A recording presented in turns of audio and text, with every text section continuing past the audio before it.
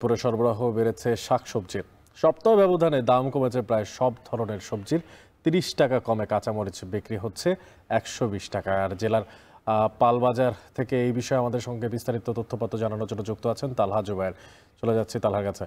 তালহা, সবজির সরবরাহ নিয়ে বিস্তারিত আপনার থেকে জানতে চাই। পাশাপাশি শীতের সবজির দরদাম সকাল সকাল কত দাম হাঁকছেন বিক্রেতারা, জানতে চাই আপনার মাধ্যমে। আমি আছি শহরের পালবাজারে। মূলত শীতের সকালে কিন্তু ক্রেতা এবং বিক্রেতাদের বেশ উঠে পড়া উপস্থিতি কিছু লক্ষ্য করা যাচ্ছে। যদিও এই বাজারটি কিন্তু পাইকারি বিক্রেতাদের বাজার। এখান থেকে যারা খুচরা বিক্রেতা রয়েছে কিংবা ফেরি করে বাসা বাড়িতে যারা বিক্রি করে থাকে, তারা কিন্তু এই বাজার থেকে কাঁচা শাকসবজি কিনে নিয়ে যায় এবং সারাদিন ব্যাপী কিন্তু তারা খুচরা পর্যায়ে যারা ভোক্তা আছে তাদের কাছে কিন্তু বিক্রি করে থাকে। সপ্তাহের ব্যবধানে কিন্তু শাকসবজির সরবরাহ বাড়ায় দাম কমেছে ৫ থেকে ৩০ টাকা পর্যন্ত। কাঁচামরিচ গেল সপ্তাহে যেখানে ১৫০ টাকা বিক্রি করা হতো কেজি, তা কিন্তু আজকের বাজারে বিক্রি করা হচ্ছে ১২০ টাকা দরে। তাছাড়া মূলা ৫ টাকা কমে বিক্রি করা হচ্ছে ৩৫ টাকা কেজিতে।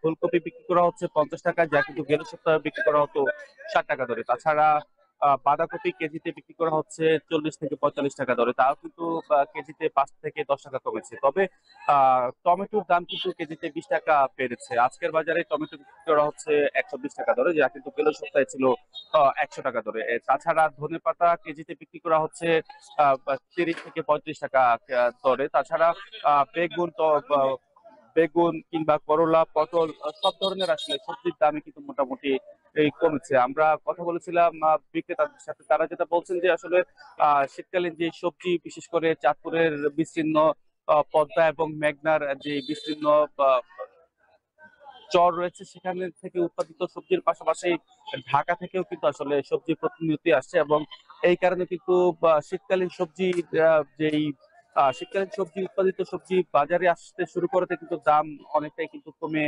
আসছে এবং তারা বলছেন যে আসলে আগামীতে শীতের সবজি আরো সরবরাহ বৃদ্ধি পেলে কিন্তু দাম আরো নিয়ন্ত্রণে চলে আসবে এবং দাম কম হওয়ার কারণে কিন্তু যারা খুচরা পর্যায়ের ক্রেতা কিংবা বিক্রেতা রয়েছেন, তারাও কিন্তু আসলে কম দামে কেনার পাশাপাশি কিন্তু তারা ভোক্তাদের কাছে কম দামে বিক্রি করতে পারছেন।